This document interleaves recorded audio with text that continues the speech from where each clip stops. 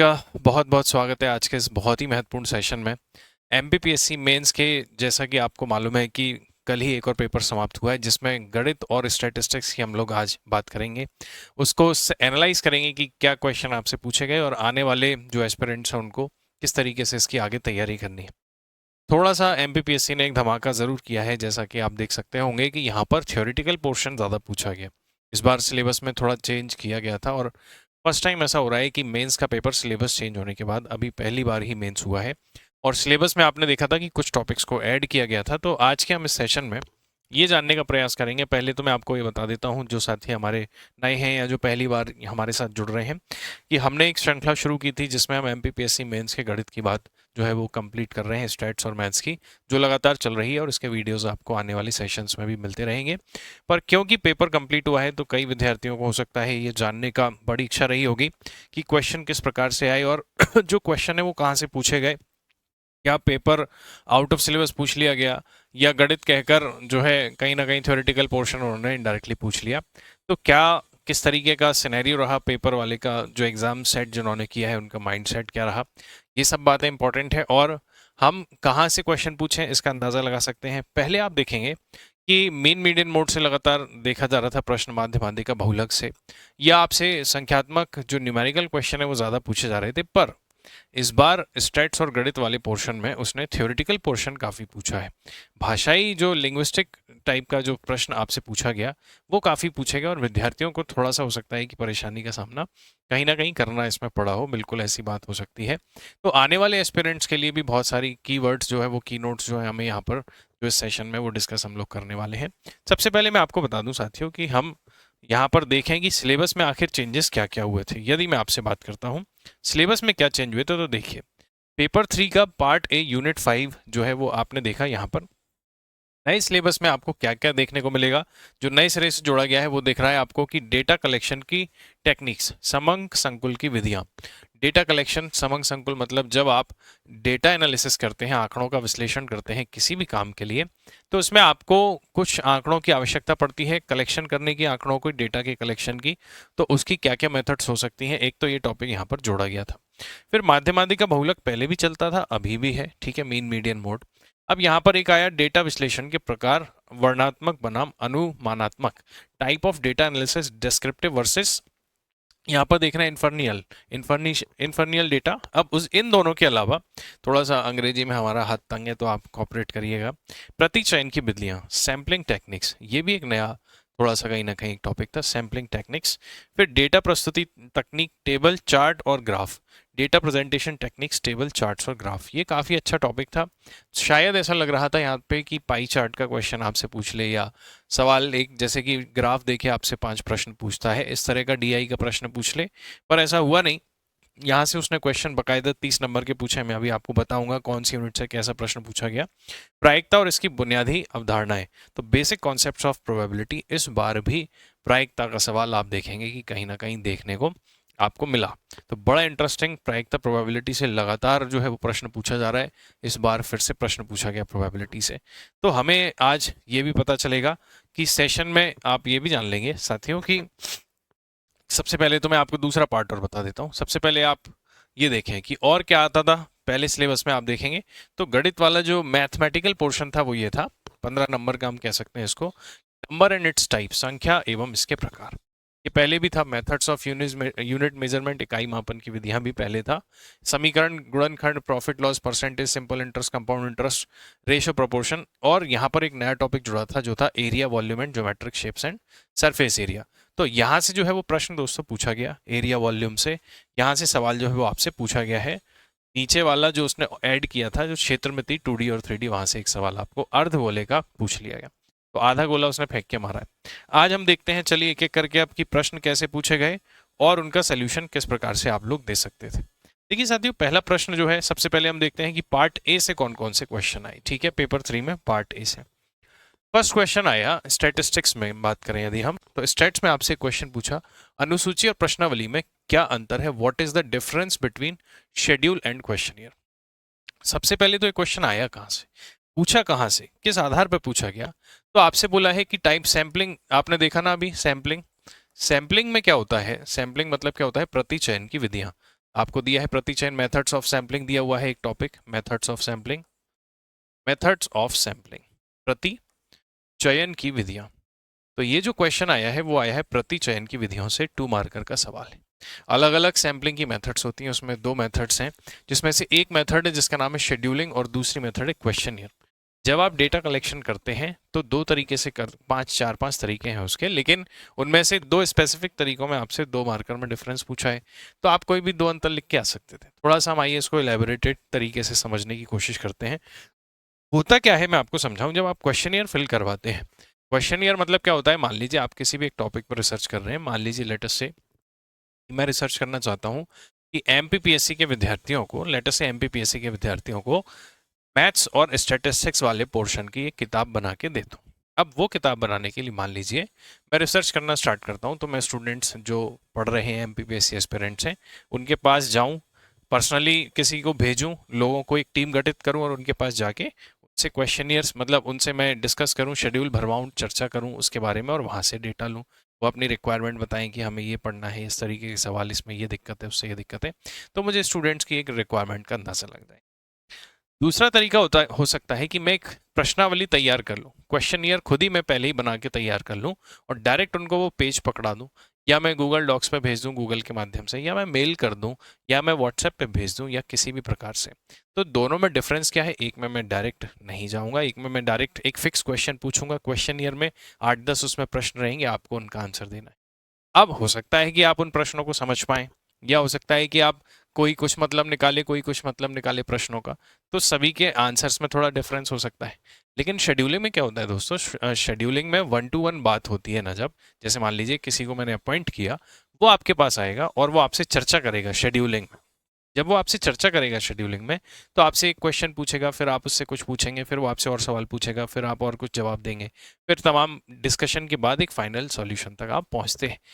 तो जो पहले ये वाली जो मेथड है, इसमें ज़्यादा एक्यूरेट डेटा आने के चांसेस होते हैं। थोड़ा सा बेसिक आइडिया लगा, अब हम इसको डिस्कस करते हैं। सांख्यिकी में ये सब है कहाँ, स्टैटिस्टिक्स में। सांख्यिकी में अनुसूची और प्रश्नावली दोनों ही डेटा कलेक्शन की टेक्निक है, डेटा कलेक्शन के उपकरण है, मेथड्स ऑफ डेटा कलेक्शन। मैंने आपसे कहा भी सैम्पलिंग का।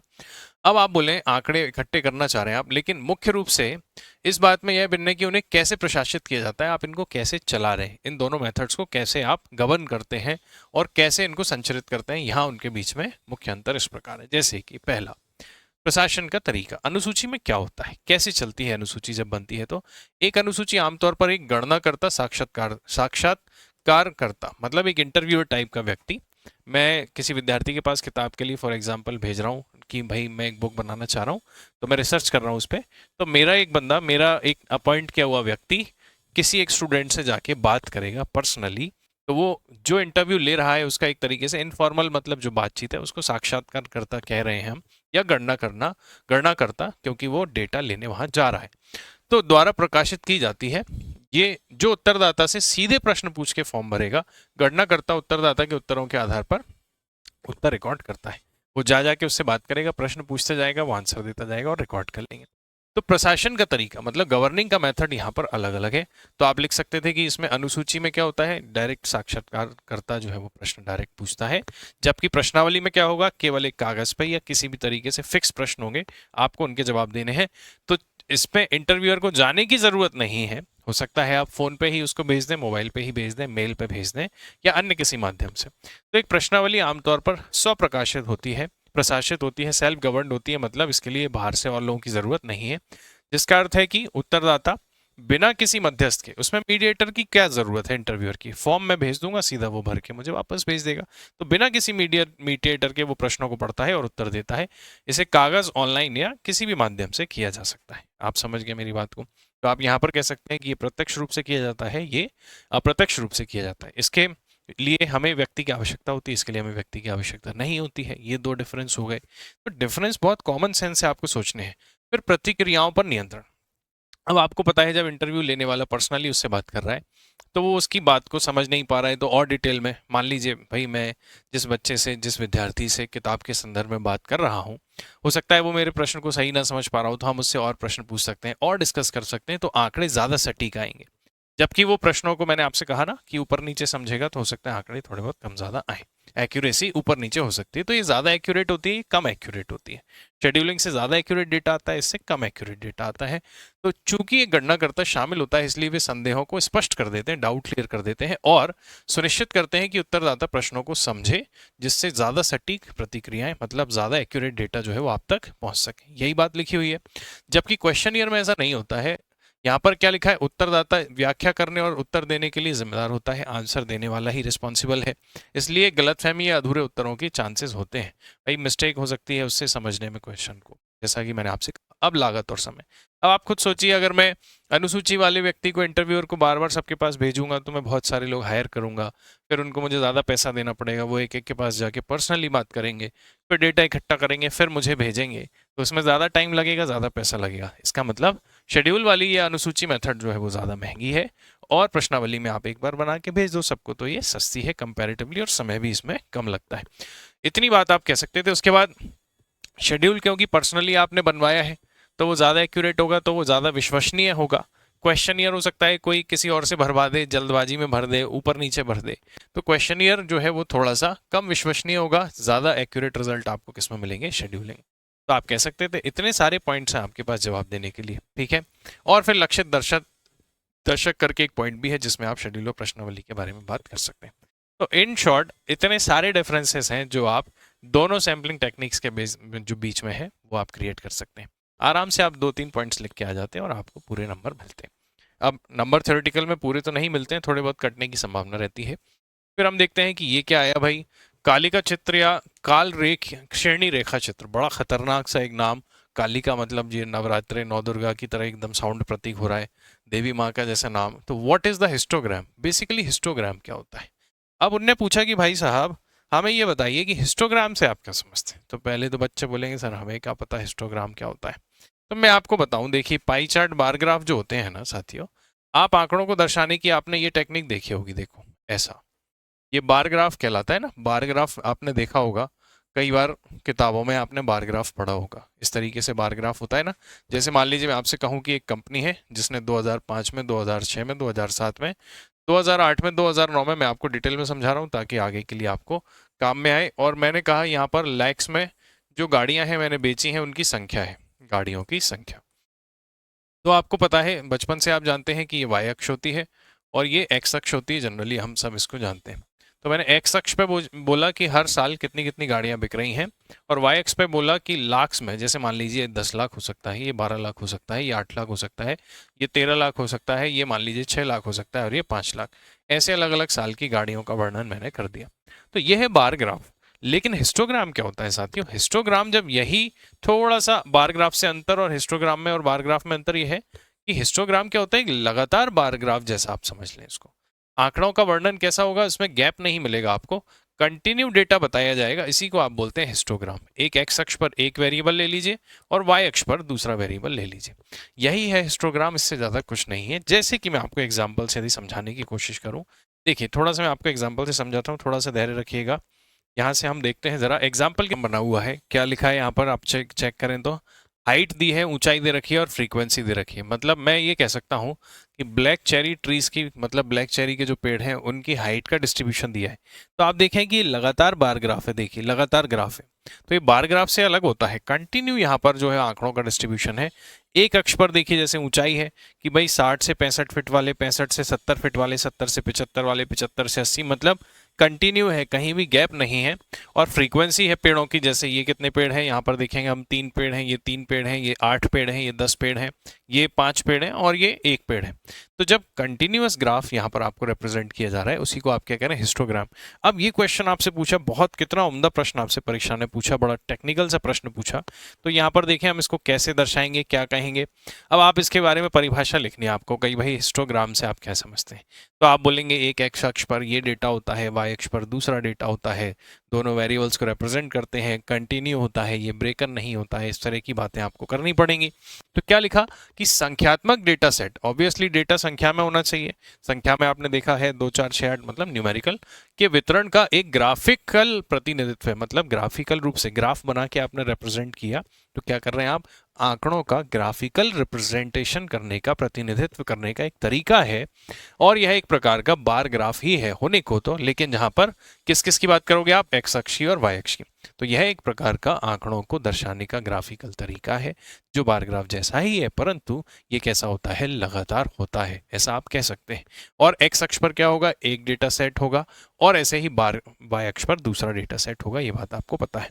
इसकी विशेषताएं, जैसे मैं और थोड़ा सा डिटेल में जाऊं, अब आपको 2 मार्कर में तो डेफिनेशन ही लिखनी थी, अब हम थोड़ी विशेषताओं की चर्चा कर लेते हैं। तो बार स्पर्श कर रहे हैं आपने, बार का मतलब और कोई सा बार मत समझ लेना आप, ये बार मतलब ये जो ग्राफ के पिलर आपको नजर आ रहे हैं, ये एक दूसरे को टच करते हैं, ये इसकी एक विशेषता है, यही तो मेन विशेषता है।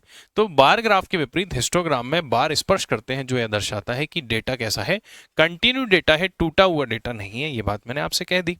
उसके बाद बिना आकार, बिन आकार मतलब बिन आकार में प्रत्येक बार की चौड़ाई बिन आकार द्वारा निर्धारित की जाती है, मतलब बार की जो विड्थ है वो बिन के शेप के द्वारा, हम इसको और डिटेल में पढ़ेंगे आगे, की जाती है, इस तरह की बातें।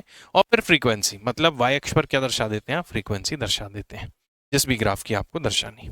उसके बाद फिर इसके लिए और क्या उपयोगी है, वितरण को समझना, आउटलेयर की पहचान करना, मतलब बेसिकली बाउंड्री, आउटलेयर मतलब बाउंड्री की पहचान करना, lower limit upper limit types, और इनके कंपैरिजन करना, ये सारी बातें आपको यहाँ पर लिखनी थी। तो बेसिक्स ही मैंने आपको एक जानकारी यहाँ पर दे दी। प्रश्न बहुत अच्छा था, बहुत कंसेप्चुअल सवाल था, पाई चार्ट बार ग्राफ से भी मतलब एक क्वेश्चन आया 2 नंबर में। अब अगला प्रश्न देखते हैं, द्विचर आवृत्ति सारणी किसको कहते हैं। होता क्या है साथियों, द्विचर मतलब 2 वेरिएबल वाली, तो क्या है, what is by variate frequency table. अब सारणी मतलब टेबल तो होता है, मैं आपको थोड़ा सा समझा देता हूं। जैसे मान लीजिए एक स्कूल में क्या है, लेट अस से, मान लीजिए बच्चों की ड्रेस है, ठीक है, ड्रेस है बच्चों की। जैसे मान लीजिए मैं कहूं कि येलो, कुछ बच्चे थोड़ा सा एक्चुअल में इमेजिन मत करने लग जाना कि पीले में कैसे लगेंगे बच्चे, येलो रेड और ब्लैक। मैं आपको थोड़ा सा समझाने की कोशिश करता हूँ कि ये होता क्या है, फिर हम इसकी डेफिनेशन को समझते हैं। अच्छा प्रश्न है ये, बहुत कंसेप्चुअल, बहुत बढ़िया सवाल आपसे पूछा गया है। क्या, जैसे मान लीजिए एक स्कूल में मैंने आपसे कहा कि कुछ बच्चे हैं जिनकी ड्रेस का कलर और उनके बच्चों के सेक्शन, भाई सेक्शन ए भी है, सेक्शन बी है, और मान लीजिए 3 सेक्शन है उस स्कूल में, सेक्शन सी है। मैं थोड़ा सा समझा देता हूँ आपको ग्राफ बना के। अब मान लीजिए सेक्शन ए में भी 100 बच्चे हैं, सेक्शन बी में भी 100 बच्चे हैं, और सेक्शन सी में भी 100 बच्चे हैं, ऐसा मान लेते हैं, ठीक है। अब मान लीजिए मैं चेक कर रहा हूँ कि ये 3 ही कलर की ड्रेस पहन के आते हैं, सेक्शन ए में भी तीनों कलर वाले हैं, सेक्शन बी में भी और सेक्शन सी में भी। हुआ क्या कि जब मैंने सेक्शन ए में देखा, जब मैं सेक्शन ए में चेक करने गया, पीले कलर वाले, तो मान लीजिए मुझे 30 बच्चे मिले। ये 30 बच्चे क्या दर्शा रहे हैं, पीला कलर है इनका, लेकिन सेक्शन ए में बैठते हैं ये बच्चे। 50 बच्चे क्या बता रहे हैं मुझे, 50 बच्चे की सेक्शन ए में बैठते हैं, लेकिन कौन से कलर के कपड़े पहन के आए, रेड। कितने हो गए, 80, और बच्चे कितने, 20, और 20 बच्चे आए हैं काले कपड़े पहन के। ऐसे ही मान लीजिए मैं इसको लिख देता हूँ 10, 70 और 10 80 और 20 100, और यहाँ पर लिख देता हूँ 25 और 25 50 और 50 100। अब मैं आपसे पूछूं कि ये 70 क्या है, भाई ये बताओ आप कि ये 70 क्या है। तो आप क्या बोलेंगे सर कि ये 70 बच्चे रेड कपड़े पहने, लेकिन ये कौन से सेक्शन में बैठे हैं, बी सेक्शन में बैठे। ये मतलब है इसका। तो ये 2 चर वाली टेबल है, 2 वेरिएबल्स के बीच में डेटा की रिलेशन को दर्शा रहा है, इसको कहते हैं 2 चर वाली table, by variate table, tabular representation है आंकड़ों का।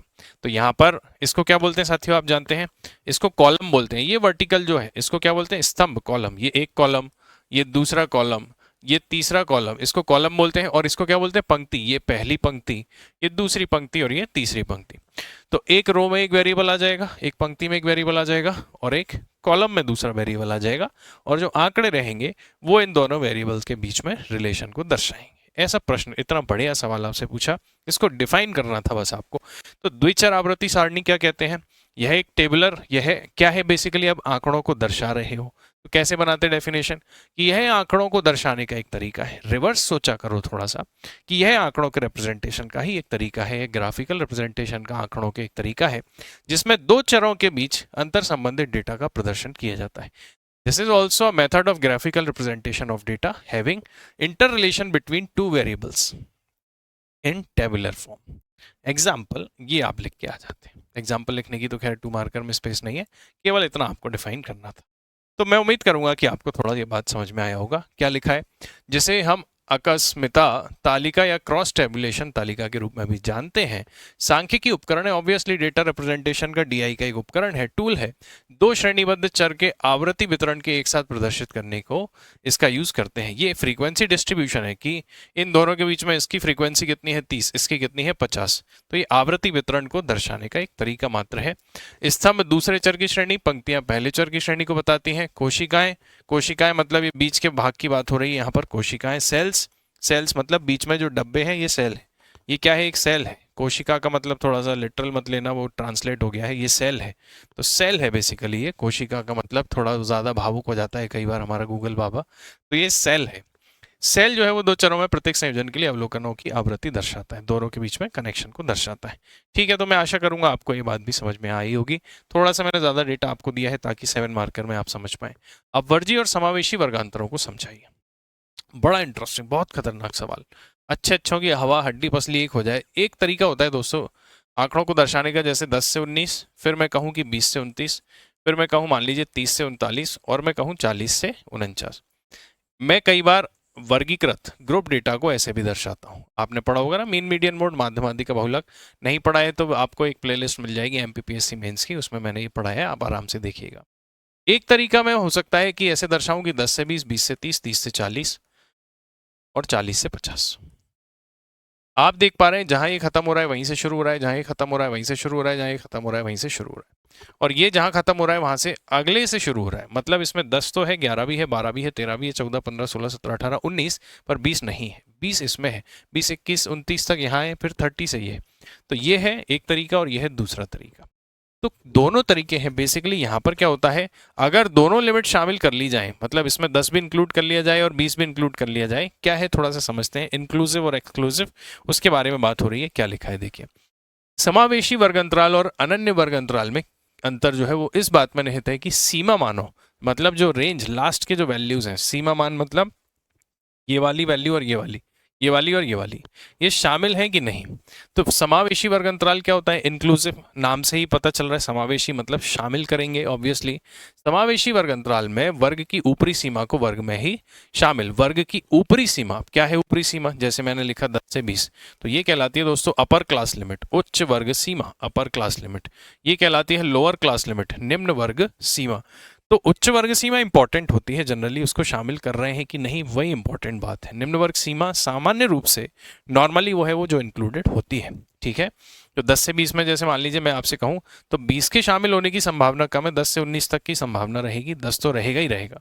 अगर 20 भी शामिल है तो ये हो जाएगा समावेशी वर्ग अंतराल। जनरली ऐसे वर्ग अंतराल इस तरीके से ब्रोकन बनते हैं। ये क्या दर्शा रहे हैं कि इसमें 10, 11, 12, 19 तक शामिल है, फिर 20 से यहाँ है, 29 तक यहाँ है, फिर 30 से यहाँ है। क्योंकि देखो आप यहाँ कंफ्यूजन हो सकता है कि भाई 20 इधर आएगा कि अगले वाले में आएगा कि दोनों टेबल्स में आएगा, है कि नहीं। तो इसीलिए यहाँ पर ये वाला जो है वो समावेशी है, इंक्लूसिव। इसमें मतलब सामान्य रूप से एक्सक्लूसिव निकलता है कि अपर लिमिट इस वाले में नहीं है, वो अगले वाले की लोअर लिमिट है। मतलब अगर मैं 20 पूछूं कहाँ आएगा तो आप बोलेंगे सर इसमें नहीं आएगा, 20 अगले वाले में आएगा। मैं आपसे पूछूं 30 कहाँ आएगा तो इसमें नहीं आएगा, वो अगले में आएगा। ये है। तो ये कैसा हुआ? एक्सक्लूसिव एक तरीके से, और ये कैसा हुआ? इंक्लूसिव। ये मतलब है इसका। समावेशी और अपवर्जी, इसका मतलब ये है। तो है कहाँ? वर्ग अंतरालों में। तो आप कहेंगे कि समावेशी वर्ग अंतराल में वर्ग की ऊपरी सीमा, अपर लिमिट ही डिसाइड हो रही है, को वर्ग में ही शामिल किया जाता है। इसके विपरीत आप क्या लिखते? दूसरे वाले में वर्ग की ऊपरी सीमा को वर्ग में शामिल नहीं किया जाता है। इतनी सी बात आपको लिखनी थी। उदाहरण दे देते एक आप। वर्ग अंतराल 10 से 20 में 10 और 20 दोनों अंतराल का हिस्सा है। यह आम तौर पर असतत, मतलब जो नॉन कंटिन्यूस डेटा होता है उसके लिए यूज किया जाता है, जहां प्रत्येक मान को अलग अलग गिना जाता है। फिर दूसरी बात करते हैं हम यहाँ पर अनन्य वाले में, जैसे 10 को शामिल तो करेंगे पर 20 को बाहर रखा जाएगा। मैंने आपसे अभी आपको सारी बात यहाँ पर समझा दी है, तो मैं आशा करूंगा कि ये सारे मुद्दे आपको क्लियर हुए होंगे। अब सांख्यिकी चित्रों की रचना। सांख्यिकी चित्र मतलब क्या हो सकता है सर? पाई चार्ट बना सकते हैं आप। एक महिला अपनी टोटल इनकम का 10% खाने पर, 20% घूमने पर, 30% कपड़े खरीदने पर, और कितना हो गया ये? 50, 60, 30% मान लीजिए और मेकअप पर, और 10% की वो बचत करती है। तो टोटल महिला का जो 100% खर्चा है वो आपको डिस्ट्रीब्यूट करता हुआ यहाँ पर नजर आ रहा है। आपके पास डेटा को दर्शाने की अभी अभी आपने पढ़ी, एक बार ग्राफ भी आपके पास एक तरीका है और हिस्टोग्राम भी तरीका है। ये हिस्टोग्राम है, मैंने आपको बताया कंटिन्यू डेटा है, और बार ग्राफ का एक अलग तरीका है। तो ऐसे कई सारे तरीके हैं। एक टेबल भी है आपकी आंकड़ों को दर्शाने की, अभी अभी आप सीख कर आए। टेबल के भी बहुत टेक्निक्स होती हैं, और भी स्पाइडर डीआई होता है, नाना प्रकार के डीआई होते हैं। तो एनीवेज, कहाँ कौन सी मेथड यूज़ करें, कहाँ किस तरह का डीआई हम यूज़ करें, कहाँ किस तरीके से चित्र बनाएं, तो ताकि हमारा मुद्दा बहुत अच्छे से क्लियर हो। एक इस तरीके से बनाते हैं वेन डायग्राम, अलग अलग, कुछ पुरुष महिलाएं हैं, सभी महिलाएं बेवफा हैं, मतलब एक एग्जाम्पल दे रहा हूँ मैं। ऐसे वेन डायग्राम बनाते हैं आप, कुछ डॉक्टर इंजीनियर हैं, कुछ इंजीनियर विद्यार्थी हैं, कुछ इंजीनियर डॉक्टर हैं, इस तरीके से। इस तरीके के ये क्या है, ये आपका कहलाता है वेन डायग्राम। तो ये सब क्या है, आंकड़ों को दर्शाने की तरीके हैं, टेक्निक्स हैं। अब कौन सी परिस्थिति में कौन सा डेटा यूज़ किया जाए, कौन सा तरीका यूज़ किया जाए, ये डेटा पर डिपेंड करेगा। आंकड़ा कितना बड़ा है, डेटा सैंपल कितना बड़ा है, कितना छोटा है, सिचुएशन कितनी कॉम्प्लेक्स है, कितने वेरिएबल्स हैं, ये सारी चीज़ें आपकी डिपेंड करेंगी। उद्देश्य क्या है, ऑब्जेक्टिव क्या है, किस ऑब्जेक्टिव के लिए आप जो है वो डेटा का एनालिसिस करना चाहते हैं। तो ये सारे ऑब्जेक्टिव, सारे पॉइंट्स यहाँ पर इंपॉर्टेंट हैं। तो यहाँ लिखा है सांख्यिकी में चित्रों की रचना के सामान्य नियमों का उल्लेख करिए। भाई सामान्य नियम, नॉर्मल रूल्स जो है वो क्या क्या लगेंगे आपके, ये 7 मार्कर में शायद आपसे प्रश्न पूछा गया है। तो अगेन ये पाई चार्ट और बार ग्राफ से ही क्वेश्चन पूछा गया, थियोरिटिकल क्वेश्चन पूछा गया। इतने खतरनाक प्रश्न आपसे पूछे गए, बहुत कॉमन सेंस वाले प्रश्न, कोई टफ नहीं है लेकिन कॉमन सेंस के सवाल। अब एग्जाम में जो बच्चा पढ़ के नहीं गया है, जिसने इसके बारे में नहीं विचार किया, उसको लिखने में बहुत तकलीफ हो सकती है, क्योंकि वहाँ टाइम बॉम्ब 3 घंटे का चल रहा है आपका। इसलिए मुझे लगता है कि वहाँ थोड़ी तकलीफ हुई होगी। अब देखिए, मैंने आपको कुछ पॉइंट बताई दिए कि भाई सिंपल होना चाहिए, इजी टू अंडरस्टैंड होना चाहिए, उद्देश्य के हिसाब से होना चाहिए, जितने वेरिएबल हैं उसके आधार पे होना चाहिए, ऐसा रिप्रेजेंटेशन होना चाहिए जो सारी बातों को दर्शाता हो। अगर आपने उसमें कोई विशेष डेटा लिया है तो वो आप बताएं, आपने कोई विशेष फार्मूला लगाया है तो वो आप बता दीजिए, कई बार फार्मूलों की ज़रूरत पड़ती है। आपने कहीं से रेफरेंस डेटा लिया है तो वो आप बता दीजिए, दुनियादारी सारी उसमें आप दर्शा दीजिए। कुल मिला के आपका उद्देश्य उसमें क्लियर होना चाहिए। एक्स अक्ष पर क्या लिया है, वाई अक्ष पर क्या लिया है, वो आप बता दीजिए। आपने यदि यूनिट्स ली है कि भाई एक जो ग्राफ की रेंज है वो 1000 के बराबर है, 2 की रेंज है 2000 के बराबर है, तो वहाँ यूनिट का आपको मेंशन करना पड़ेगा, ताकि भाई पढ़ने वाले को आसानी रहे। तो यही सारे पॉइंट्स आपको लिख के आने थे, कॉमन सेंस से, खैर हम समझते हैं। सांख्यिकी आरेख बनाने के सामान्य नियम। सांख्यिकी आरेख बनाते समय डेटा की स्पष्टता, डेटा क्लियर होना चाहिए, एक्यूरेट होना चाहिए, और प्रभावी संचार, मतलब कोई भी आदमी इसको समझ पाए, इफेक्टिव तरीके से चलना चाहिए। इसके लिए कुछ दिशा निर्देश, कुछ गाइडेंस का पालन करना बहुत जरूरी है। यहाँ पर कुछ नियम दिए जा रहे हैं। क्या क्या नियम है?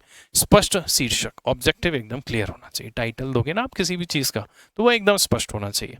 वर्णात्मक, पहली बात तो शीर्षक को आरेख की सामग्री को सटीक रूप से प्रतिबिंबित करना चाहिए। भाई ऐसा टाइटल लो आप जिससे पढ़ते ही समझ आ जाए कि ये ग्राफ किस बारे में बात कर रहा है। तो डिस्क्रिप्टिव होना चाहिए, सही, उसका सही डिस्क्रिप्शन। संक्षिप्त होना चाहिए, शॉर्ट एंड स्वीट होना चाहिए, नहीं तो आप पता चले कि 5 पेज तो पहले डिस्क्रिप्शन में ही लिख रहे हैं आप, सही है कि नहीं। तो वर्णात्मक, इसे संक्षिप्त और समझने में आसान रखें, छोटा रखें, जितना जल्दी आपको डेटा समझाने में, समझने में सामने वाले को दिक्कत ना हो।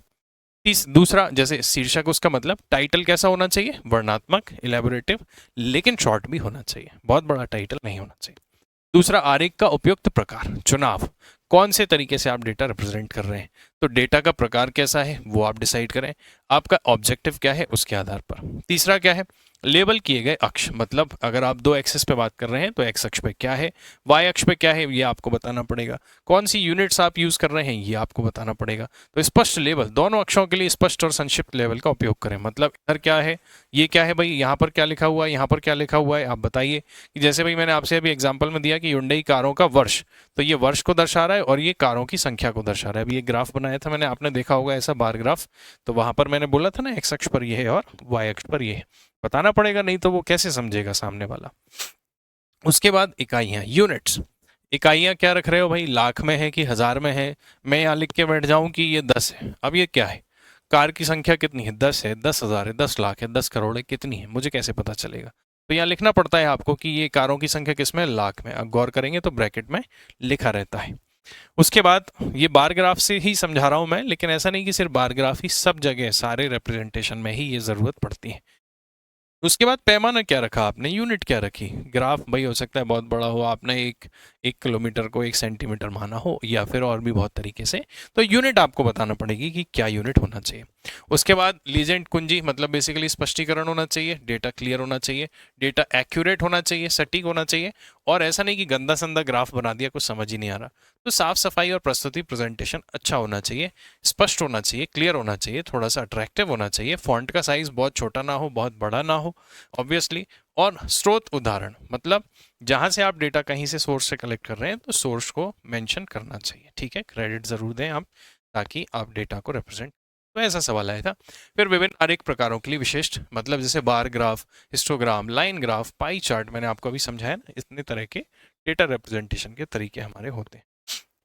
ये बात भी आप समझ गए। अब आता है भाई प्रतिचयन किसे कहते हैं, सैम्पलिंग किसे कहते हैं। प्रतिचयन क्या होता है, जब आप किसी उद्देश्य के लिए डेटा एनालिसिस कर रहे हैं, आंकड़ों का विश्लेषण करना चाहते हैं। मान लीजिए भाई मैं देखना चाहता हूँ कि एक शहर में, लेट अस से इंदौर जैसे शहर में मान लीजिए मैं चाहता हूँ ये देखना कि कितने लोग टू व्हीलर यूज़ करते हैं, कितने लोग फोर व्हीलर यूज़ करते हैं, ऐसा करना चाहता हूँ मान लीजिए।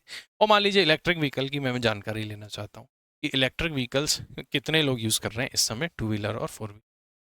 तो मैं क्या करूं, पूरे इंदौर का मुझे डेटा एनालिसिस करना है। तो भाई अगर मुझे इंदौर का डेटा एनालिसिस करना है टू व्हीलर और फोर व्हीलर का, तो मुझे सैंपल डेटा उठाना पड़ेगा। ऐसा तो नहीं पूरे इंदौर के एक एक आदमी से बात करूंगा, नहीं। तो मैं क्या करूं, इंदौर को जोन वाइज बांट सकता हूं, इंदौर को कॉलोनी वाइज बांट सकता हूं, एरिया वाइज डिवाइड कर सकता हूं, वहां पर एज ग्रुप वाइज डिवाइड कर सकता हूँ, या फैमिलीज एज ग्रुप वाइज की इस एज से इस एज में इतने लोग हैं, इस एज में इतने लोगों से मैं पूछूंगा, 1000 लोगों में से 200 लोगों के आधार पर, 1000 लोगों में से 20 लोगों के आधार पर, तो कुछ आंकड़े में कलेक्ट करूंगा।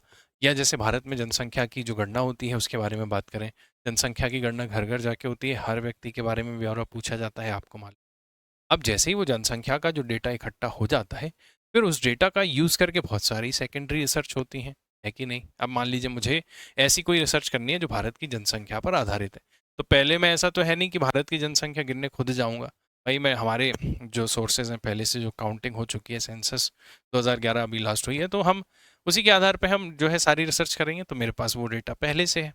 तो वो कैसा डेटा हो गया, मेरा सेकेंडरी डेटा हो गया। कि जब मैं प्राइमरी डेटा से, प्राथमिक डेटा से और रिसर्च करूं फर्दर, तो हो जाता है सेकेंडरी। प्राइमरी क्या होता है, जिसका मूल उद्देश्य के लिए शुरू में कलेक्ट किया गया था। जनसंख्या गणना का डेटा काई के लिए कलेक्ट किया जा रहा है, जनसंख्या ही गणना करने के लिए। फिर जो जनसंख्या गणना का डेटा आया, उसके आधार पर मैं अलग अलग प्रकार का डेटा और निष्कर्ष निकालूं, कंक्लूजन निकालूं, तो उसका उद्देश्य बदल गया, तो वो कैसे हो जाएगा, सेकेंडरी डेटा हो जाएगा, ये मतलब है। तो ऐसे डेटा के कलेक्शन की, डेटा के सैम्पलिंग की बहुत सारी टेक्निक्स होती हैं, 4-5-6 टेक्निक्स होती हैं, उसके बारे में प्रश्न आया है। मैं आपको थोड़ा सा शॉर्ट एंड स्वीट तरीके से बताने की कोशिश करता हूँ। अभी हम इसका सेशन कर नहीं पाए थे साथियों, हम इसका सेशन रखेंगे अभी ऑब्वियसली। थोड़ा सा मैं आपको बता देता हूँ, देखिए क्या है, थोड़ा सा 10 मिनट में, 5 मिनट में आप समझें। आंकड़ों या समंकों के प्रकार, बेसिकली देखिए आंकड़ों या समंकों के प्रकार क्या होते हैं। तो बेसिकली पहले तो आप ये समझें कि डेटा दो तरह का होता है, प्राथमिक होता है और द्वितीयक होता है, जो मैंने समझाया। प्राथमिक वो है जिन्हें अनुसंधान अपने किसी विशिष्ट उद्देश्य के लिए मौलिक रूप से एकत्र करता है, मतलब एक ऑब्जेक्टिव डिसाइड किया और जाके डेटा कलेक्ट कर लिया। प्राथमिक समंक कहलाते हैं, जैसे ग्रामीण बैंकों द्वारा ऋण संबंधी समंक, जिनका संकलन पहली बार किया जाता है। लोन संबंधी डेटा का कलेक्शन कर लिया ग्रामीण संबंधी, या जनसंख्या के लिए मैंने आपसे कहा, तो ये कैसा है, प्राथमिक। अब जिन्हें संस्था कलेक्ट करके किसी और उद्देश्य के लिए अनुसंधानकर्ता भी उन समंकों का उपयोग करता है, द्वितीयक समंक कहलाते हैं। मतलब किसी विश्वविद्यालय द्वारा ली गई परीक्षाओं के ऐसे प्राप्तांक। अब सेकेंडरी डेटा का उद्देश्य जो है वो प्राथमिक डेटा से भिन्न हो सकता है, ये बात मैंने आपको बता दी। यहाँ पर आपने देखा प्राथमिक और द्वितीय समंक देख लिया। फिर प्रकाशित और अप्रकाशित समंक होते हैं, मतलब पब्लिश्ड और नॉन पब्लिश्ड डेटा भी होता है। ये हम जब ये चैप्टर पूरा पूरा पढ़ेंगे तब समझेंगे। फिर डिस्क्रिप्टिव और न्यूमेरिकल डेटा भी होता है। डिस्क्रिप्टिव में बेसिकली कैरेक्टरिस्टिक्स की बात होती है, न्यूमेरिकल में संख्या की बात होती है, ठीक है। सूक्ष्म और व्यापक समंक होते हैं, छोटा और बड़ा जो है सैंपल भी हो सकता है। अब फिलिंग फॉर्म, मैंने आपको बताया था ना डेटा सैंपलिंग की टेक्निक्स, आंकड़ों के कलेक्शन की मेथड्स क्या होती हैं। तो जैसे एक होता है फॉर्म भरना, शेड्यूल्स भरना, जिसपे आपको क्वेश्चन भी पूछा गया है, एन्यूमरेटर्स, मतलब बेसिकली छपी हुई प्रश्नावलियां अनुसूचियों गणकों को सौंप दी जाती हैं। गणक जाएंगे, मतलब इंटरव्यूअर जाएगा, साक्षात्कारता जाएगा और वो सवाल जवाब करेगा और वहां से निष्कर्ष निकाल के लाएगा। तो एक आपको ये फॉर्म फिलिंग, दूसरा आपसे इसके क्या यूज है, फिर आप थोड़ा सा देख लेना इसको, क्या इसके गुण हैं, क्या इसके दोष हैं, ये आप समझ जाएंगे। फिर ऐसे ही इनडायरेक्ट होता है, इनडायरेक्ट ओरल रिसर्च होती है, मतलब हमने किसी और के आधार पर हमने डेटा को कलेक्ट किया, जैसे कि सूचकों से प्रत्यक्ष रूप से समंक प्राप्त ना करके अन्य व्यक्तियों द्वारा प्राप्त किया जाता है। उन समंकों से कोई अप्रत्यक्ष संबंध होता है, इन व्यक्तियों को साक्षी कहते हैं। इस विधि का सर्वाधिक उपयोग जांच समिति तथा आयोग द्वारा किया जाता है। मतलब भाई मान लीजिए इंदौर कलेक्टर को कोई इन्फॉर्मेशन चाहिए, उनको कोई एनालिसिस करना है या जांच समितियां होती हैं जो आपकी रिसर्च कर रही हैं, तो वो टीम को आवंटित कर देंगी। भाई इनडायरेक्टली खुद तो जाएंगी नहीं, उन्होंने बंदे अपॉइंट कर लिए और जा जाके भेज दिया। तो इनडायरेक्ट तरीके से जो है आप डेटा का कलेक्शन यहाँ पर करते हैं। ये एक मेथड हो जाती है। फिर इसके यूज़, मेरिट, डीमेरिट्स आप लिख सकते हैं। फिर स्थानीय स्रोतों से या संवाददाताओं से, जैसे मीडिया में न्यूज़ रिपोर्टर्स होते हैं वो संवाददाता अलॉट कर देते हैं। लोकल सोर्स में भाई किसी क्षेत्र विशेष के कोई जानकार व्यक्ति हैं, उनसे आप जानकारी ले लें। इस तरीके से आप डेटा कलेक्शन कर सकते हो। इसके भी कुछ अपने गुण हैं, कुछ दोष हैं। फिर आप प्रश्नावलियां भरना, अभी अभी मैंने आपको बताया था कि क्वेश्चन ईयर फिल करवाते हैं। उसके बाद फिलिंग द शेड्यूल्स, ये हम देख चुके हैं, शेड्यूल फिलिंग करवाना। इसके भी गुण दोष पे हम चर्चा डिटेल में करेंगे। तो बेसिकली डेटा कलेक्शन की कुछ टेक्निक हैं जो मैंने आपको अभी अभी बताई। उसके बाद प्रतिचयन, मतलब यही है सैम्पलिंग क्या होती है, इसके ऑब्जेक्टिव क्या होते हैं। सैम्पलिंग का ऑब्जेक्टिव क्या है? कोई निष्कर्ष निकालना, किसी उद्देश्य तक पहुंचना। आप किसी उद्देश्य से सैम्पलिंग करके उसके आधार पर एक निष्कर्ष तक आप पहुंचना चाह रहे हैं। मेथड होती हैं जो मैंने आपको थोड़ा सा अभी हिंट दिया है। उसके बाद प्रायिकता का एक बहुत अच्छा क्वेश्चन। फिर प्रायिकता ने एक प्रश्न पूछ लिया 10 मार्कर में। दोस्तों 10 मार्कर में आप यहाँ पर क्या लिखते हैं? आप मेथड का नाम, फिर थोड़ा सा डिस्क्राइब करते, उसके उद्देश्य, उसके गुण, उसके दोष, ऐसे 2-2 3-3 4-4 लाइन में आप लिखते, आराम से 2 पेज आप भर सकते थे। प्रायिकता के योग एवं गुणन प्रमेय के उदाहरण सहित समझाइए। प्रायिकता में 2 नियम चलते हैं साथियों, एक चलता है योग, एक चलता है गुणन। एक्चुअल में क्या होता है कि योग और गुणन के नियम, बहुत अच्छा क्वेश्चन है, बहुत बढ़िया सवाल है ये। जनरली आईआईटी में जब बच्चे पढ़ाई कर रहे हैं, आप में से जिन्होंने इंजीनियरिंग की तैयारी की होगी, तो वहाँ पर आपने ये पढ़ा होगा। थोड़ा सा टफ की कैटेगरी में मैं इसको डाल सकता हूँ क्वेश्चन को। देखिए साथियों, घटनाएं 2 प्रकार की होती हैं, एक होती है इंडिपेंडेंट, एक होती है डिपेंडेंट। जैसे कि मैं आपको समझाता हूँ, समझना। जैसे कि मान लीजिए एक आदमी के पास एक सिक्का है, थोड़ा सा मैं समझाने की कोशिश करता हूँ ये सवाल आपको, और उसके पास एक पासा है, ठीक है। एक आदमी अगर एक सिक्के को उछालेगा तो हेड आएगा या टेल आएगा। पासे को वो फेंकेगा तो या तो 1 आ सकता है, या 2, 3, 4, 5 या 6 कुछ भी आ सकता है। ये बात आप जानते हैं, सही है ना? मुझे एक बात बताइए, क्या इसके हेड आने से इस सिक्के पर कुछ रिजल्ट आने पर प्रभाव पड़ सकता है क्या? मैं कहूँ आपसे यहाँ हेड आ जाए तो यहाँ 6 में से कुछ भी आ सकता है। क्या ये दोनों एक दूसरे से इंडिपेंडेंट है कि नहीं? आप बोलेंगे सर बिल्कुल। तो फिर डिपेंडेंट क्या होता है? डिपेंडेंट मतलब स्वतंत्र घटना। क्या ये अभी स्वतंत्र घटनाएं हैं? भाई यहाँ ऐड आ जाए या कुछ भी आता रहे, एक दूसरे से स्वतंत्र है ये? बिल्कुल है, सही है, कोई दिक्कत नहीं है। लेकिन अगर मैं आपसे कहूँ कि सर मुझे एक बात बताइए, लेटेस्ट से कि मेरे पास 52 ताश हैं, ताश के पत्तों की एक गड्डी है, और आपको पता है कि उसमें कितने हार्ट होते हैं? 4 हार्ट होते हैं, ठीक है सर। 4 हार्ट में से 2 कैसे होते हैं? लाल होते हैं, और 2 कैसे होते हैं सर? ब्लैक होते हैं, ठीक है। अब आपसे मैं एक सवाल पूछता हूँ सर, मैंने क्या किया? 52 ताश के पत्तों में से एक पत्ता खींच लिया, ठीक है, एक पत्ता खींच लिया, एक पत्ता खींच लिया, और मैंने कहा कि वो लाल पान है सर, उसकी प्रायिकता बताइए। आप क्या बोलेंगे सर कि 52 ताश में से एक खींच रहा हूं तो 52 पत्तों में से कोई भी रिजल्ट आ सकता है? प्रायिकता का सूत्र होता है पक्ष में घटनाएं बटे कुल घटनाएं, जो है number of favourable events upon total number of events, ऐसा बोलते हैं हम। तो टोटल नंबर ऑफ इवेंट्स 52 हो सकते हैं। अब पक्ष में घटनाएं कितनी हो सकती हैं? पान लाल आना चाहिए, तो 2 है, तो 2 में से कोई भी आ जाए, तो 2/52 आप इसका उत्तर दे देते। लेकिन सर मैं आपसे पूछूं कि अब मैं इस पत्ते को वापस नहीं रखूंगा, इसको मैंने निकाल के अपने पास ही रख लिया। अब मैं दूसरा पत्ता खींचता हूं, और दूसरा पत्ता खींचता हूं तो उसमें मुझे लाल पान की प्रायिकता बताइए।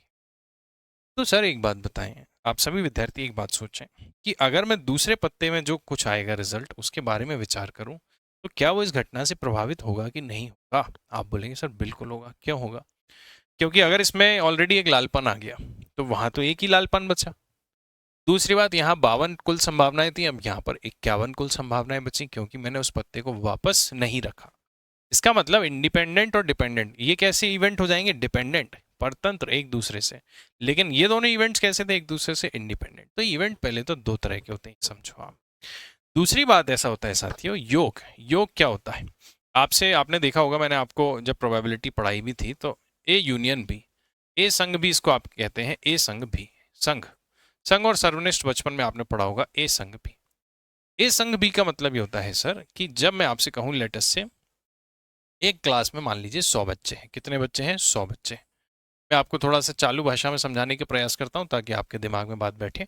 अब 100 बच्चे हैं सर, 100 बच्चे 2 पेपर दे रहे हैं। काहे का पेपर दे रहे हैं विद्यार्थी? आप कहेंगे हिंदी का पेपर दे रहे हैं, और मान लीजिए इंग्लिश का पेपर दे रहे हैं। हिंदी और इंग्लिश का पेपर आपने उन 100 बच्चों का लिया।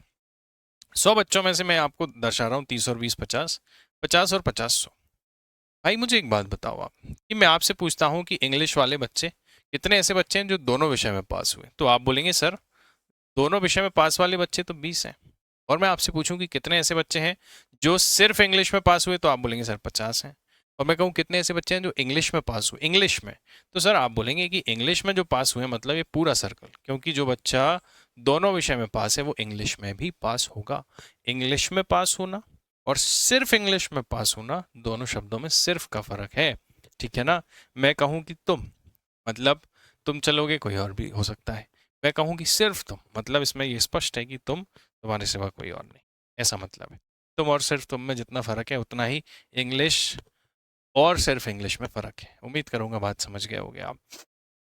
ठीक है, अब तो समझ आई गई होगी। तो ये घटना यहाँ पर ए संग बी का मतलब ये होगा कि आपको ओवरलैपिंग वाले डेटा को ओवरलैप तरीके से कंसीडर नहीं करना।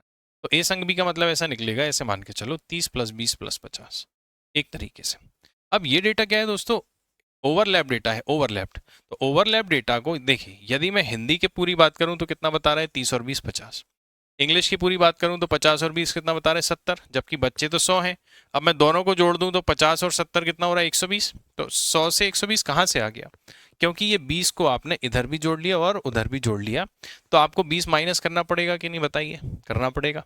तो आप बोलेंगे सर इसको कायदे से मुझे ऐसा लिखना चाहिए था, 50 + 70 - 20। अब ये 50 क्या है, तो ये सर ए है, ये 70 क्या है, ये बी है, और ये क्या है, ए इंटरसेक्शन बी, ए सर्वनिष्ठ बी है। ये बात मैं आपको समझाना चाह रहा हूं। तो मैं यहां पर भाव ये है हमारा कहने का कि एक तो हो गया कि पी ए यूनियन बी बराबर क्या होता है, P A plus P B, मतलब दोनों को जोड़िए माइनस पी ए, ओवरलैप वाली को घटाइए, पी ए इंटरसेक्शन बी, इस तरह की बात हो रही है। थोड़ा सा हम शॉर्ट में ही समझेंगे, ज़्यादा डीप में आपको नहीं लेके जा रहा हूं मैं।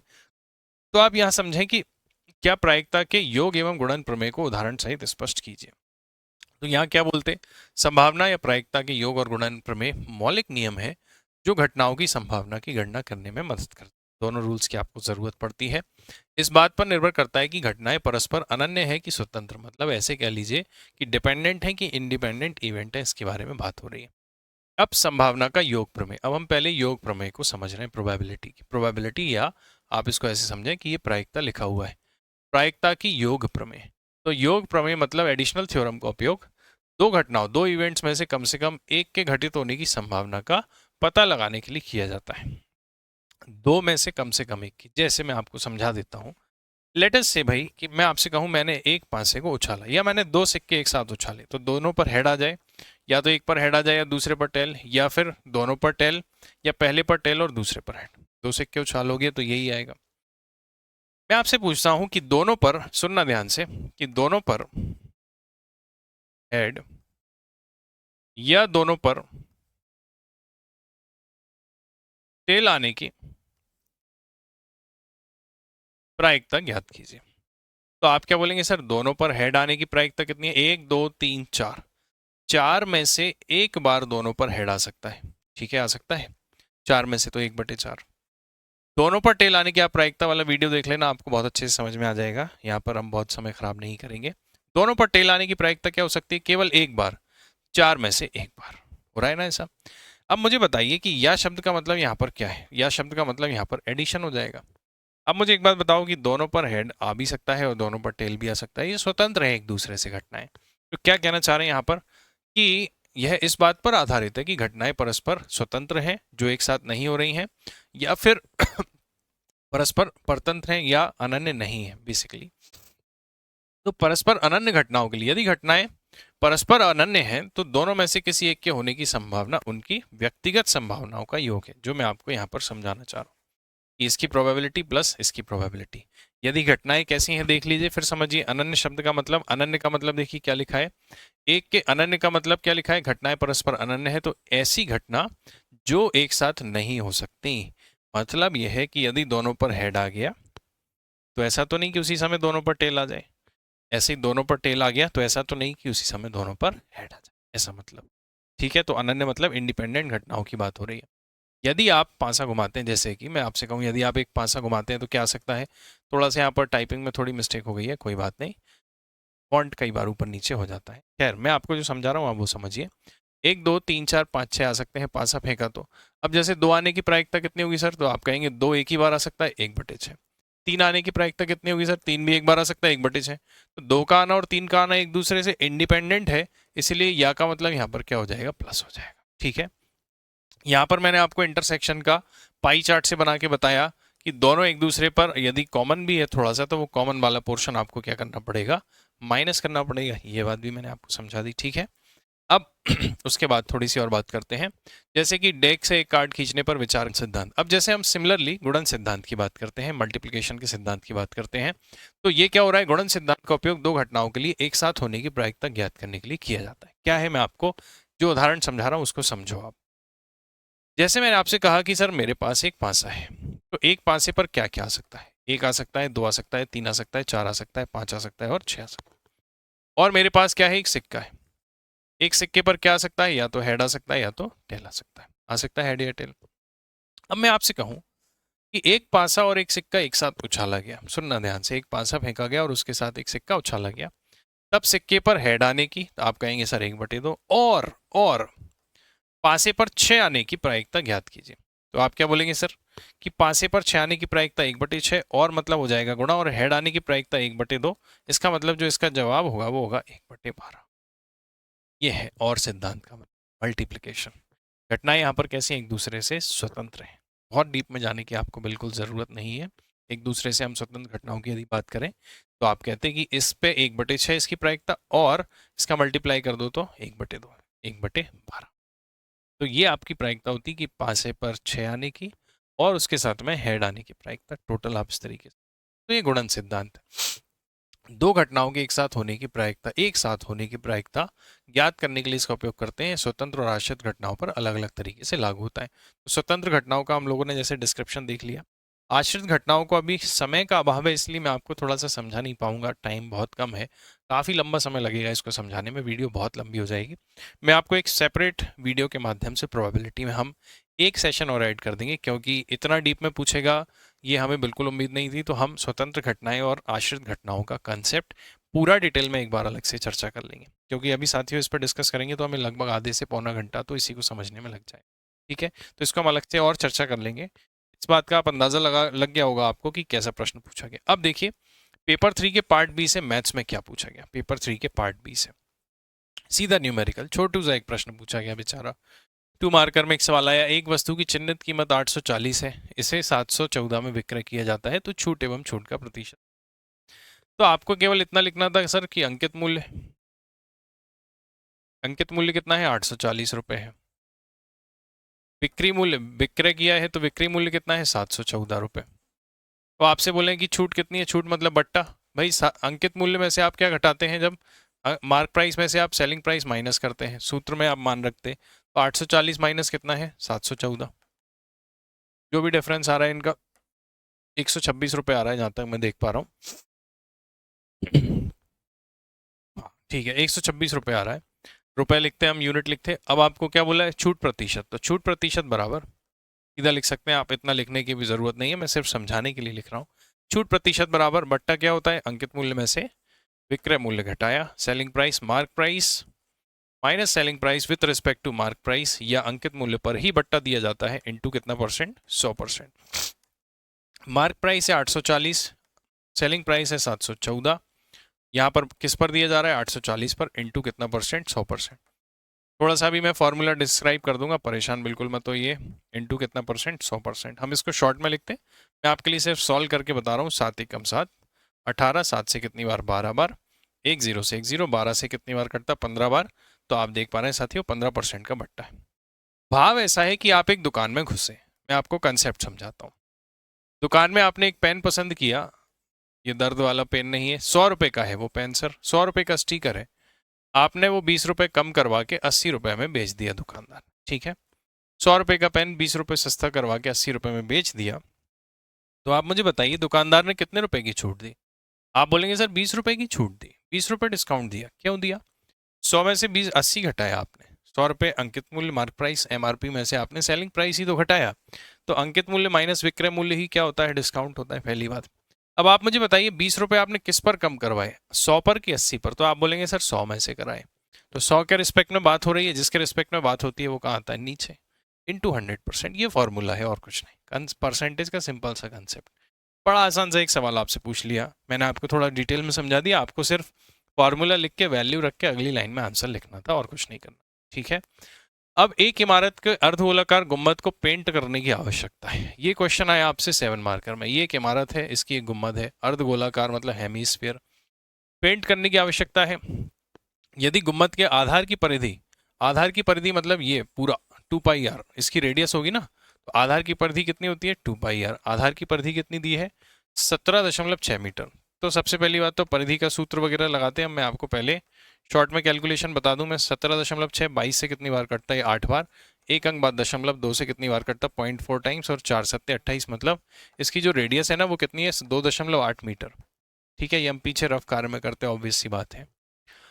तो इस पेंट करने की लागत ज्ञात कीजिए। पेंट की जो लागत है वो कितनी है 5 मीटर पर 100 सेंटीमीटर स्क्वायर। पहली बात तो ये बताइए कि पेंट जमीन में तो गड्ढा खोद के नीचे से करोगे नहीं, ऊपर ऊपर पेंट होगा। ऊपर ऊपर सरफेस है, सरफेस मतलब इस पूरे सरफेस पे जिसको मैं मार्क कर रहा हूँ, ये कौन सा पृष्ठ का क्षेत्रफल है, वक्र पृष्ठ का क्षेत्रफल। तो आप बोलेंगे कि वक्र पृष्ठ का क्षेत्रफल पर आपको पेंट करना है, तो सबसे पहले आप इसको कैसे लिखते, सबसे पहले आप एक चित्र बनाते और नीचे लिखते प्रश्नानुसार। क्या दिया है, पेंट की लागत, पेंट की जो लागत है वो कितनी है, पेंट की या खर्च की दर या कॉस्ट ऑफ पेंटिंग कितनी है 5 रुपीज़, 5 रुपये प्रति 100 स्क्वायर सेंटीमीटर। ठीक है, 100 वर्ग सेंटीमीटर, पहली चीज। दूसरी आपको दी है कि आधार की परिधि, बेस का पेरीमीटर, बेस पेरीमीटर आधार की परिधि आपको दे रखी है 17.6 मीटर। सर यहाँ पर ध्यान देना है बच्चों को कि ये मीटर में है और ये सेंटीमीटर में है, गलती मत कर देना, ठीक है, नहीं तो नंबर काट लेगा वो आपके। अब आप बोलते हैं माना कि आधार की त्रिज्या, माना कि गुम्बद के आधार की त्रिज्या, जितनी चौड़ी गुम्बद होगी उतनी ही सब अर्धगोला है, मतलब ये रेडियस इसके बराबर होगा, आपको पता होना चाहिए, ठीक है, मेंसुरेशन सीरीज में आप देख लेना। आधार की त्रिज्या कितनी है r मीटर, मीटर में क्यों मानी, क्योंकि ये वाला डेटा मेरा मीटर।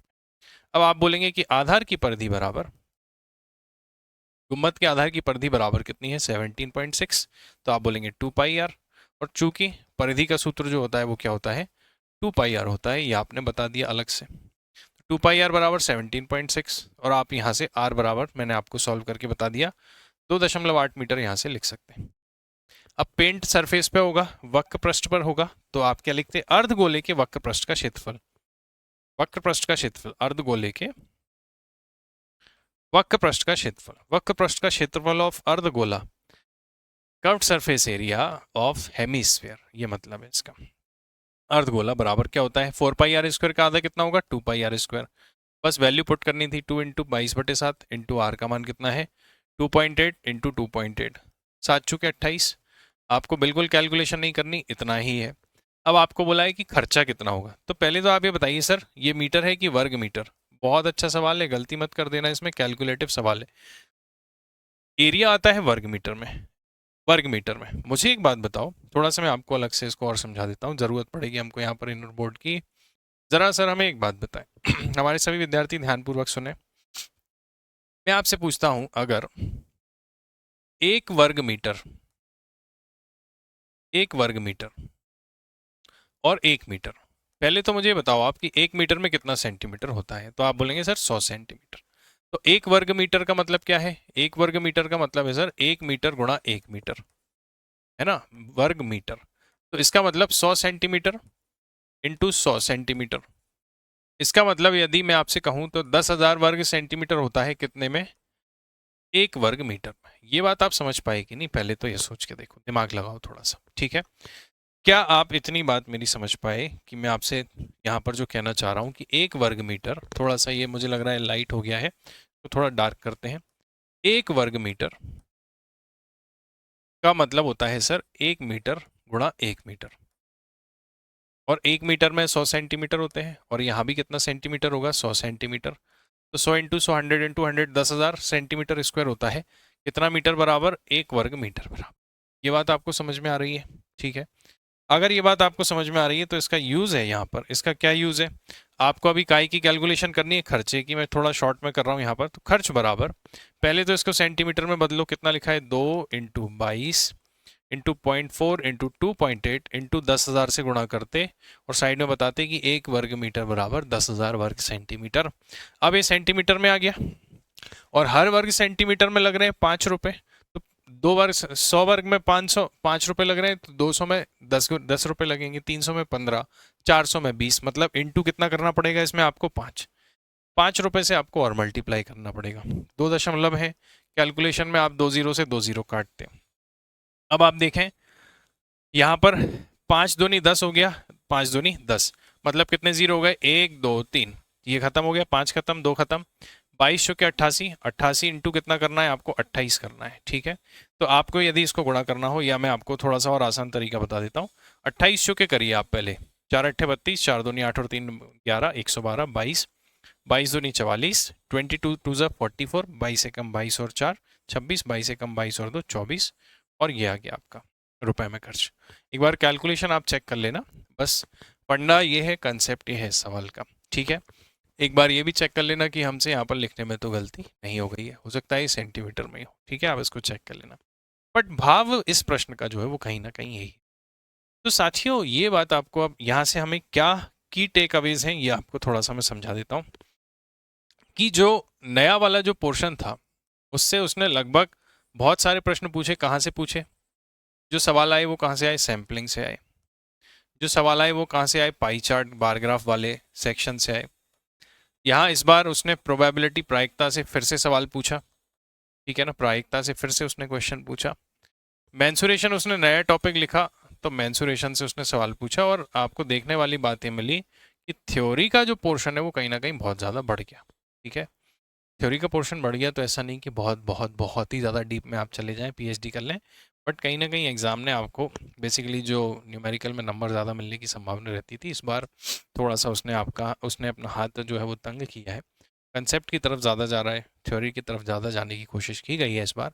हम स्टेट्स वाले पोर्शन में जो है वो थ्योरी के सेगमेंट को और पढ़ेंगे, और मैं आशा करूँगा कि आपको भी अपनी तैयारी को, क्योंकि देखिए हर बार ये बदलता रहता है, न्यूमेरिकल कम ज़्यादा आ सकते हैं। पहली बार ये पेपर हुआ है, इसके पहले न्यूमेरिकल क्वेश्चन ज़्यादा पूछे जाते थे, एक आधी क्वेश्चन थ्योरी का पूछा जाता था। पर मैं आपसे आशा कर रहा हूँ कि अब हम थ्योरी वाले पोर्शन के, मैं आपको कंटिन्यू जो वीडियोस हमारे आ रहे हैं उसमें लगातार हम सैम्पलिंग की टेक्निक्स, ये टेक्निक्स वो techniques, simple interest, compound interest, सारा हम डिटेल में पढ़ेंगे। पाई चार्ट बार ग्राफ वगैरह हम सब कुछ बहुत अच्छे से एनालिटिकल तरीके से हम लोग इसको पढ़ेंगे। तो मुझे आशा है कि आप इस सेशन के माध्यम से ये समझे होंगे कि पेपर में क्या पूछा गया, और निराश ना हो अगर आपका जो मैथ्स और स्टैट्स वाला पोर्शन है वो बहुत अच्छा नहीं गया। मैं ऐसी उम्मीद करता हूँ, ऐसा मुझे लगता है, मेरा अंदाज़ा है, जो पिछले 5 वर्ष में एमपीपीएससी के विद्यार्थियों से चर्चा हुई है, या जो पढ़ाने में मैंने ऑफलाइन ऑनलाइन में महसूस किया है, वो ये है कि हर व्यक्ति से तो ये पेपर बनना बहुत ही मुश्किल है, और बहुत कम ऐसे विद्यार्थी हैं जो थ्योरेटिकल इन क्वेश्चंस को अच्छे से अटैम्प्ट कर पाए हों। तो इसलिए जो पेपर में नयापन था वो सभी के लिए था, निराश होने की बिल्कुल ज़रूरत नहीं है। बाकी पेपर आपका अच्छा गया होगा, न्यूमेरिकल आपने बनाए होंगे ऐसी मुझे आशा है। मैंने मेंसुरेशन का वीडियो जो है आपके सामने मेंशन कर दिया था। आने वाली जो हमारी सीरीज़ है, लगातार जो हम पढ़ रहे हैं मैथ्स और स्टैट्स की सीरीज़, उसमें आपको सारे टॉपिक्स के और सोल्यूशन बाकायदा डिटेल में मिलते रहेंगे, प्रैक्टिस क्वेश्चन रहेंगे। साथियों, मुझे उम्मीद है कि ये सेशन आपको पसंद आए और आप इसको दोस्तों के साथ शेयर करें। ठीक है, आज के लिए लेते हैं हम आपसे विदा। मिलेंगे आपसे अगले सेशन में किसी और नए कॉन्सेप्ट को, नई और बातों के साथ। तब तक लिए ऑल द वेरी बेस्ट बचे हुए पेपर्स के लिए। अपना ध्यान रखिए, टेक केयर। आज लेते हैं।